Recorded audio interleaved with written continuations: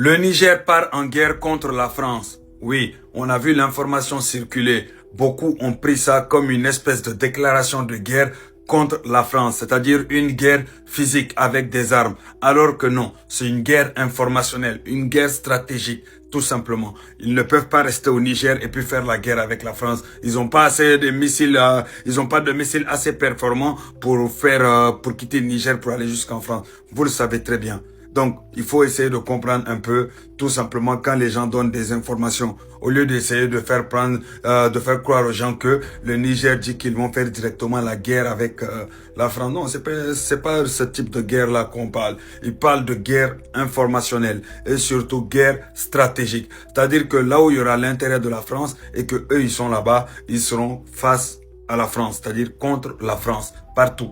C'est vrai que ça ne sera pas facile parce que la France, niveau technologie, ils sont hyper en avance. Niveau budget aussi, ça n'a rien à voir. Mais bon, il faut comprendre aussi le Niger, c'est un État qui se bat pour sa souveraineté, tout simplement. Et ils vont pas se laisser faire. Ils feront ce qu'ils ont à faire, ce qu'ils peuvent faire avec les moyens qu'ils ont. C'est mieux que de se laisser piétiner.